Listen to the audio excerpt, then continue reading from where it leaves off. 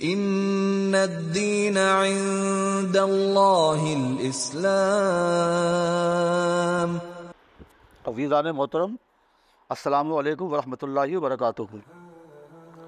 عزیزو، ماہ محرم الحرام اور یوم عاشورہ کی فضیلت پر ہم گفتگو کر چکے ہیں۔ اس میں ہم نے یوم عاشورہ کے روزے اور یوم عاشورہ کے روزے اور کے پیچھے یعنی 9 تاریخ یا اس کے آگے یعنی 11 تاریخ 9-10 یا 10-11 کا روزہ رکھنے سے متعلق حدیث کا بھی ذکر کیا تھا، تاکہ جس میں فرمایا گیا تھا کہ ہماری مشابہت تاکہ یہود سے نہ ہو۔ عزیزو، آج ہم اس حدیث کے اسی پہلو پر غور کریں گے کہ ہماری پہچان دراصل اسلام ہے، نہ کہ غیر اسلامی طور طریق۔ عزیزو، غور طلب بات یہ ہے کہ روزہ تو بذات خود نہایت نیک اور موجب اجر و ثواب عمل ہے۔ کسی دوسری قوم کے روزہ رکھنے یا نہ رکھنے سے اسلام اور اہل اسلام پر کیا فرق پڑ جاتا، مگر محض اس لیے کہ کسی نیک عمل میں بھی ہماری مشابہت یہود سے یا غیر اسلام قوموں سے نہ ہو۔ ہمارے کسی عمل سے بھی، خواہ وہ کتنا ہی اچھا عمل ہو، اس میں ہماری اسلامی انفرادیت، ہمارا اپنا اسلامی امتیاز اور ہماری اسلامی نمایاں خصوصیت ظاہر ہو، اسلامی شعار، ایمانی غیرت اور حمیت اجاگر ہو، کسی غیر اسلام قوم کی تقلید یا اس کی پیروی یا اسے فالو کرنے کا شبہ یا گمان تک نہ ہو۔ عزیزو، اس حدیث پاک میں بھی جو بیان ہوئی تھی، اس میں آپ صلی اللہ علیہ وسلم کے ارشاد میں یہی پہلو غور طلب ہے اور یہی پیغام بھی ہے اس میں کہ جب آپ صلی اللہ علیہ وسلم نے امت مسلمہ کے لیے کسی نیک عمل میں بھی کسی دوسری قوم کی شباہت کو پسند نہ فرمایا، تو پھر یہ کیوں کر ممکن ہے کہ آپ صلی اللہ علیہ وسلم کی امت کسی اچھے یا برے عمل میں یہود و نصارہ یا کفار و مشرکین یا منکرین وغیرہ کی پیروی کرے، ان کے طور طریق، ان کے رسم و رواج، ان کے رہن سہن، ان کی وضاقتہ، ان کے لباس اور ان کی تہذیب کو اختیار کرے اور اس بات کا اسے قطعی احساس تک نہ ہو۔ عزیزو، آپ صلی اللہ علیہ وسلم اور اللہ تعالیٰ ہمارے اس عمل کو کیوں کر پسند فرمائے گا کہ ہمارا ایسا کرنا اللہ اور رسول کی ناراضی اور اس کی ناپسندیدگی کا موجب نہ ہوگا؟ عزیزو، آج ہمیں اپنا یہی جائزہ لینا ہے، اپنا یہی احتساب کرنا ہے کہ ہم ذرا ٹٹولیں اپنے آپ کو۔ یوں تو ہم میں سے بہت سے لوگ آپ صلی اللہ علیہ وسلم کے اس حدیث کے ارشاد کے مطابق 9-10 محرم الحرام یا 10-11 محرم الحرام کے 2 روزے تو رکھ لیتے ہیں، اور اپنی روزمرہ کی زندگی اور اپنی تقاریب، خواہ وہ شادی بیاہ کی ہوں یا کسی کے انتقال پر رنج و غم کی ہوں، یا ہمارا یوم پیدائش ہو، برتھ ڈے پارٹی ہو، یا ہمارا شادی کا سالانہ جشن ہو، میرج اینیورسری ہو، اور دوسری بے شمار تقریبیں، اس میں ہم یہ بھول جاتے ہیں کہ ہم اسلامی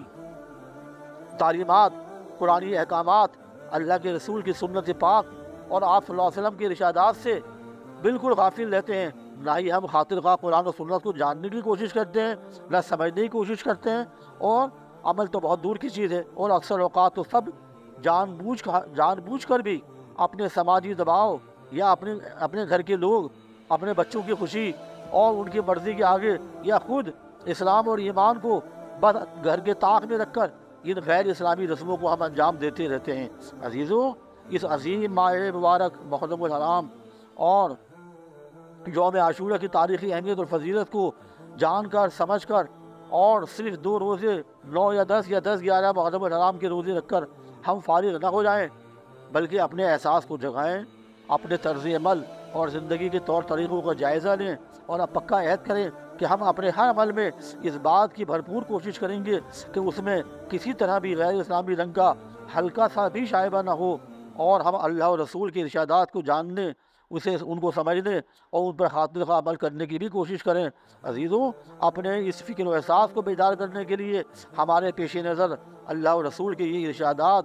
ہمیشہ رہنے چاہیے۔ اللہ تعالیٰ فرماتا ہے، اے اہل ایمان، یہود و نصارہ کو اپنا دوست نہ بناؤ، اور نہ ان کو جنہوں نے تمہارے دین کا مذاق اور کھیل تماشا بنا رکھا ہے، ان لوگوں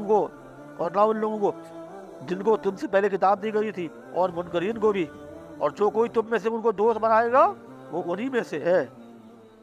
سورہ مائدہ کی یہ 2 آیتیں ہیں، آیت نمبر 51 اور 57۔ مزید فرمایا، اے ایمان کے دعوے دارو، پورے اسلام میں داخل ہو جاؤ، اور شیطان کے قدموں پر نہ چلو، وہ تو تمہارا کھلا ہوا دشمن ہے۔ سورہ البقرہ آیت نمبر 208۔ فرمایا اور جو کوئی اسلام کے علاوہ کسی دوسرے دین کو پسند کرے گا، کسی دوسرے طور طریق کو، کسی دوسری تہذیب کو، کسی دوسرے قوموں کے تہذیب کو پسند کرے گا، وہ اس سے ہرگز قبول نہ کیا جائے گا اور آخرت میں وہ ناکام اور نامراد لوگوں میں ہوگا۔ سورہ آل عمران آیت نمبر 84 اور 85۔ فرمایا تمہارے لیے اللہ کے رسول میں بہترین نمونہ ہے